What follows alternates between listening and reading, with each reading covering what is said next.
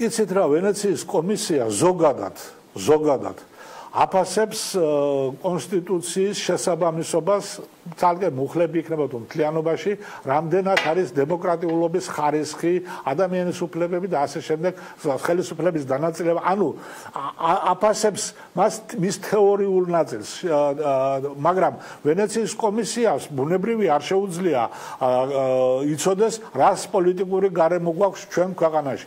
მიუხედავად ამისა, რა თქმა უნდა, მნიშვნელოვანია მათი რეკომენდაციები, არ ამგონია რომ დაუშვათ ბონუს სისტემას დიდი აღფრთოვანებით შეხვდნენ სხვა თემები რა მოგახსენოთ, მაგრამ მგონია რომ ეს თემა არ იქნება მათ აი თქვენ თქვით რომ თეორიულად აფასებს ხო ამას რასაკვირველია, მაგრამ აი თეორიულად თუ შევხედავთ, ყველა ცვლილება მართლაც საიდანღაც არის აღებული. ყველა ცალ-ცალკე განიხილავს ვენეციის კომისია, მაგრამ არ განიხილავს ამას მთლიანობაში, კონტექსტში არ იტყვის თავის დასკვნაში რომ ვერ გეტყვით რამდენად განიხილავს ახლა მთლიანობაში, მაგრამ ნუ ნახოთ რა დასკვნა იქნება. ცალკეული შენიშვნები, რა თქმა უნდა, იქნება. ოღონდ არა როდესაც ლაპარაკი არის იმაზე, რომ სრულად იქნება გათვალისწინებული კომისიის შეხედულებები, შესაძლოა პროექტში მართლაც ასე იყოს, მაგრამ დარწმუნებული ვარ, თუ ბონუს სისტემა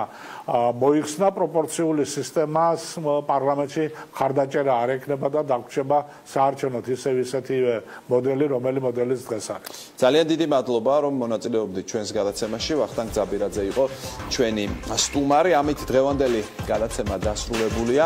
დიდი მადლობა ყურადღებისთვის. მომავალ შეხვედრამდე.